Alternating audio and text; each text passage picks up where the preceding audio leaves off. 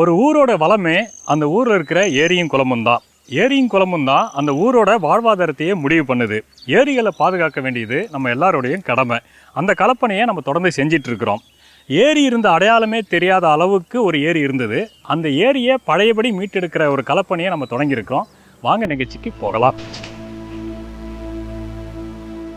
கடலூர் மாவட்டத்தில் பன்ருட்டி முக்கிய நகரமாகும். இந்நகரம் ஆன்மீகம், கலை, விவசாயம், வரலாற்று சிறப்புகளை தன்னகத்தை கொண்டு இன்று வரை உலகளவில் தனக்கென தனி முத்திரையோடு மாவட்டத்தின் வணிக மையமாகவும் உள்ளது. பன்ருட்டி என்றாலே அனைவரின் நினைவுக்கும் வருவது பலாப்பழம், அடுத்து முந்திரி. இந்தியாவிலேயே பலாப்பழம் ஒற்றை பயிராக வளர்க்கப்படும் ஒரே இடம் பன்ருட்டி. மாநிலத்திலேயே அதிக பரப்பளவில் பலாப்பழம் பயிரிடப்படுகிறது. 800 ஹெக்டேருக்கு மேல் பழம் விளைகிறது. ஆண்டுக்கு 45,000 மெட்ரிக் டன் முதல் 50,000 மெட்ரிக் டன் உற்பத்தி திறன் கொண்டது. புகழ்பெற்ற சர்வதேச பலாப்பழ சந்தைக்கு பெயர் பெற்றது. இங்கிருந்து பல நாடுகளுக்கு பலாப்பழம் ஏற்றுமதி செய்யப்படுகிறது.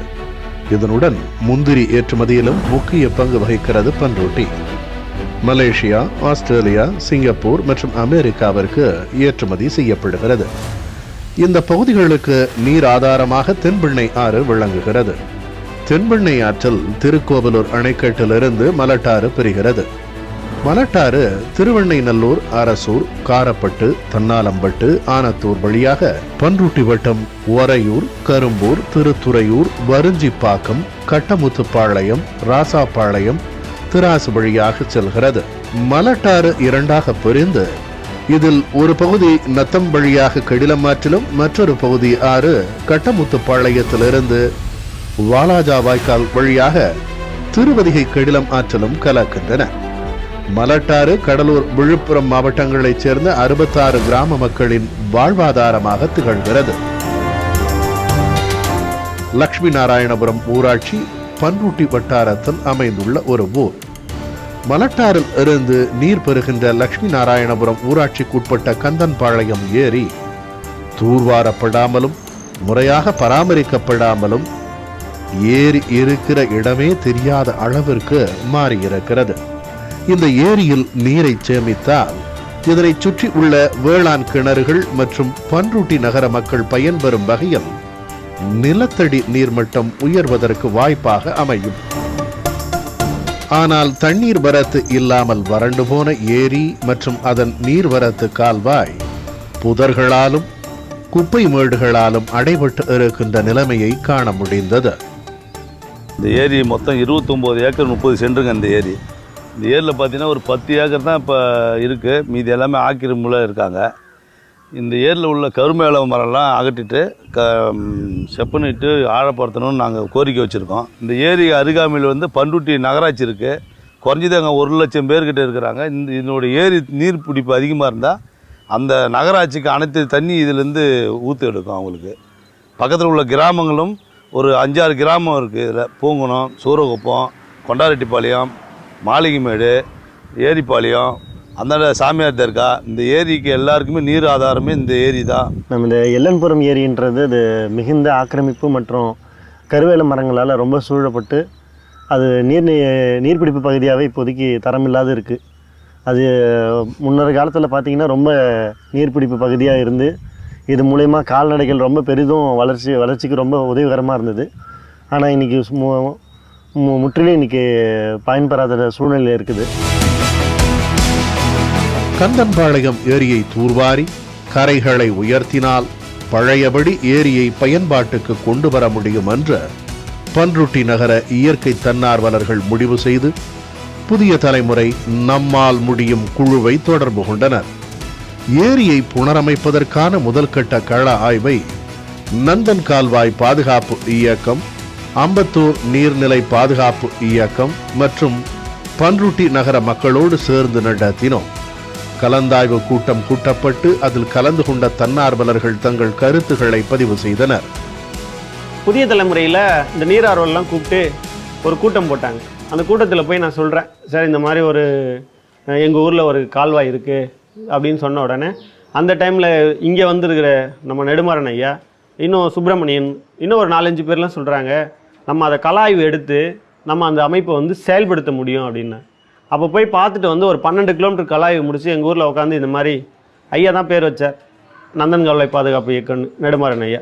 அப்போ கரும்பு விவசாய சங்கத்திலேருந்து வந்தவங்களாம் எங்களுக்கு ஒத்துழைப்பு கொடுத்து அந்த கால்வாயை தொடங்குறோம் சார். கிட்டத்தட்ட நாங்கள் அந்த முதல் முறையாக ஒரு 22 கிலோமீட்டர் தூர் வரணும் சார். அந்த ஆண்டு 7 லட்ச ரூபா எங்களுக்கு செலவாச்சு. எங்கேருந்து வந்துச்சுன்னு தெரியாது, எங்கேருந்து போச்சுன்னு தெரியாது. அடுத்த மாவட்டத்துக்கு தண்ணியை கொண்டு வந்துட்டோம். இந்த ஏரியை சுற்றி இருக்கிற 2-3 கிலோமீட்டருக்கு வாட்டர் லெவல் ஏற்றி கம்மியாக போயிட்டே இருக்குது. அதோடைய நீர்மட்டம் தானாக ஏற ஆரம்பிச்சிடும். அது இல்லாமல் நமக்கு கிடைக்கிற தண்ணி, குடிக்கிறது உண்டான தண்ணி வந்து நல்ல தரமானதாகவும் இருக்கும். இது எல்லாத்துக்குமாக வேண்டி அந்த ஏரியை நம்ம தூர்வாடுறதும் கரையை பலப்படுத்துறதும் மரங்கள் நடுறதும் ஒரு பிளானாக வச்சுட்ருக்குறோம். எம்பத்தூர் ஏரி வந்து ஒரு 600 ஏக்கர் இருக்குது ஏரி. அந்த ஏரிக்கு நாங்கள் ஆனுவல் எக்ஸாமுக்கு போகிறது முன்னே சின்ன சின்ன எக்ஸாமாக வீக்லி டெஸ்ட்டு மந்த்லி டெஸ்ட்டு பிடிக்கிற மாதிரி சின்ன சின்ன குளங்களில் கை வச்சோம். 1 ஏக்கர் குளம், 2 ஏக்கர் குளம் சுற்றுச்சூழலுக்கு கேடாக மக்களின் கழிப்பிடமாக இருந்தது. அந்த குளம் வந்து அந்த பகுதி மக்களோட பங்களிப்போடவே நாங்கள் ஒரு மொத்தம் 20,000-30,000 தேவைப்படுனா நாங்கள் கொஞ்சம் பணம் போடுவோம். அந்த ஏரியாவில் இருக்க மக்களை நாங்கள் பணம் எங்கேருந்தோ வந்து எங்கள் ஏரியாவுக்காக பணம் போட்டு செய்கிறீங்க அப்படின்ட்டு அவங்களே வாலண்டியர் முன் வந்தாங்க. கிழக்கு பக்கம் இருக்க தெரு அந்த குளத்தை நாங்கள் சீரமைக்கிறோன்னு பங்குக்கு ஜேசிபி வாடகை கொடுத்தாங்க. அந்த மாதிரி ஒரு இதாக போய் ஒரு 3 குளம் பண்ணியிருந்தோம். அடுத்தடுத்து 33 குளம் நாங்கள் பண்ணோன்னு எங்களுக்கு 10 வருஷம் டார்கெட்டு. அதுக்கான ஒரு 4-5 வருஷத்துலேயே ஒரு பாதி அளவுக்கு கிட்ட நாங்கள் வந்துட்டோம். அடுத்த இதில் நாங்கள் 7-8 வருஷத்துக்குள்ளே எங்களோட டார்கெட்டை முடிச்சிடுவோம். அந்தளவுக்கு வந்திருக்கோம். அடுத்து நாங்கள் கவர்மெண்ட்டே சுமார் 35 கோடி ஒதுக்கி இன்னொரு 7 குளங்கள் பண்ணியிருக்காங்க. நம்ம வந்து செயல்பாட்டில் கொஞ்சம் தீவிரமாக தொடர் முயற்சி இருக்கணும் சார். அதுதான் நாங்கள் கற்றுக்கிட்ட உண்மை. சில சட்ட வழிகாட்டுதல்லாம் நெடுமாறன் ஐயா ஆலோசனை கொடுப்பாரு. நம்ம செய்தியை நம்ம இறங்குறோம், நமக்கு பின்னாடி ஊடகம் இருக்குது, நம்மால் முடியும் இருக்குது. அந்த நம்மால் முடியும் புதிய தலைமுறை இருக்குதுன்னு சொன்னாலே அதிகாரிங்கள்லாம் கொஞ்சம் அப்படி நின்று பார்ப்பாங்க. நீங்கள் முறையாக போகும்போது அது ரெஸ்பான்ஸ் கொடுப்பாங்க. அங்கே ஆக்கிரமிப்பில் உள்ளவங்களை பூரா பேசியாச்சு.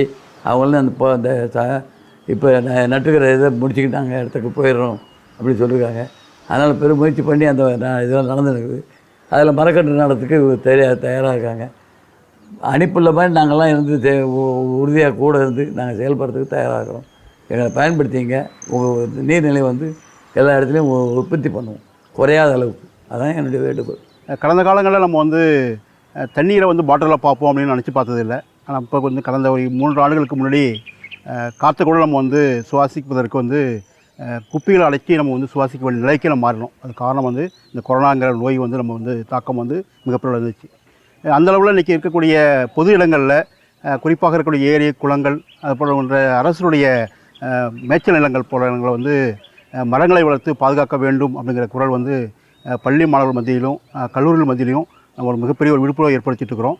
அதோடு மட்டும் அல்லாமல் பல இடங்களில் வந்து அரசு கூட இன்றைக்கி வந்து பனை விதைகளை வந்து நட வேண்டும் அப்படிங்கிறதுலாம் நிறைய இடங்களில் குரல் வந்துட்டுருக்கு. அதனால் சூழலை காப்போம் அப்படிங்கிற ஒரு முழக்கம் என்பது கிராமங்களிலிருந்து நகரங்களிலும், நகரிலிருந்து கிராமங்களிலும் நிச்சயமாக பரவ வேண்டும்.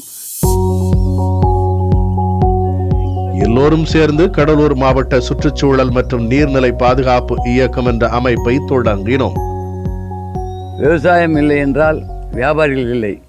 ஆகவே விவசாயத்துக்கு முன்னுரிமை கொடுத்து நீர்வளம் இருந்தால் தான் விவசாயம் செய்ய முடியும். வருங்காலத்தில் விவசாயம் செய்ய முடியாத நிலை ஏற்படும் என்பது எங்களுடைய பார்வைக்கு தெரிகிறது.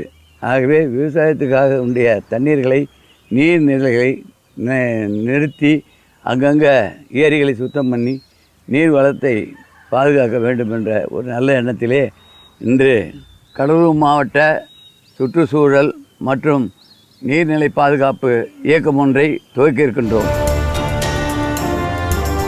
ஏரியை சுற்றி பார்த்து கள ஆய்வு செய்து வேலிகாத்தான் மரங்களை அகற்றி ஏரியை ஆழப்படுத்தி கரைகளை பலப்படுத்துதல் என்று களப்பணி திட்டமிடப்பட்டது.